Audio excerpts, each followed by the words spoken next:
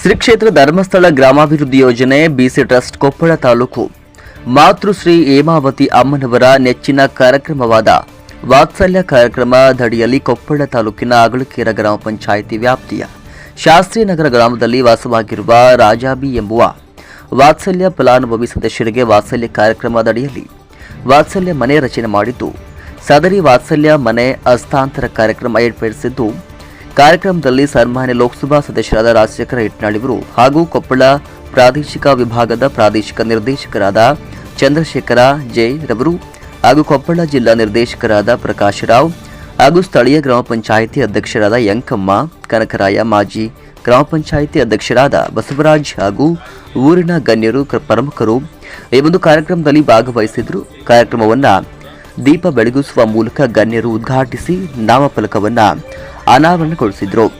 ಸಂಸದರಾದ ರಾಜಶೇಖರ ಇಟ್ನಾಳ್ ಅವರು ಪ್ರಾದೇಶಿಕ ನಿರ್ದೇಶಕರು ಗಣ್ಯರು ಫಲಾನುಭವಿಗೆ ಮನೆ ಹಸ್ತಾಂತರ ಮಾಡಿದರು.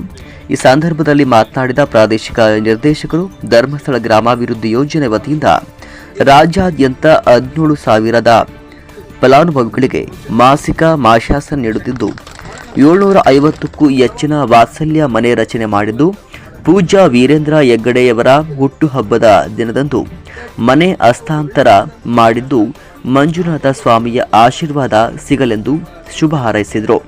ಇದೇ ವೇಳೆ ಲೋಕಸಭಾ ಸದಸ್ಯರಾದ ಸನ್ಮಾನ್ಯ ರಾಜಶೇಖರ ಇಟ್ನಾಳ್ ಅವರು ಮಾತನಾಡಿ ಪೂಜ್ಯ ವೀರೇಂದ್ರ ಹೆಗ್ಗಡೆಯವರ ಸಾಮಾಜಿಕ ಕಳಕಳಿ ಬಗ್ಗೆ ಪ್ರಶಂಸೆ ಸರ್ಕಾರ ತಲುಪದ ಸ್ಥಳಗಳನ್ನು ಇಂದು ಧರ್ಮಸ್ಥಳ ಗ್ರಾಮಾಭಿವೃದ್ಧಿ ಯೋಜನೆ ತಲುಪುತ್ತಿದೆ.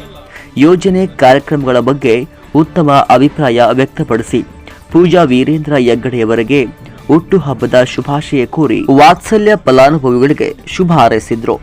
ಈ ಸಂದರ್ಭದಲ್ಲಿ ಸ್ಥಳೀಯ ಗಣ್ಯರು, ಗ್ರಾಮ ಪಂಚಾಯಿತಿ ಅಧ್ಯಕ್ಷರು ಹಾಗೂ ಸರ್ವ ಸದಸ್ಯರು, ತಾಲೂಕು ಯೋಜನಾ ಅಧಿಕಾರಿಗಳಾದ ರಾಜೇಶ್, ವಲಯ ಮೇಲ್ಚಾರಕರಾದ ಶರೀಫ್, ಮಹಿಳಾ ಜ್ಞಾನ ವಿಕಾಸ ಸಮಯಾಧಿಕಾರಿ ಲಕ್ಷ್ಮೀದೇವಿ, ಸ್ಥಳೀಯ ಗಣ್ಯರು, ಒಕ್ಕೂಟದ ಪದಾಧಿಕಾರಿಗಳು, ಸೇವಾ ಪ್ರತಿನಿಧಿಗಳು ಹಾಜರಿದ್ದರು.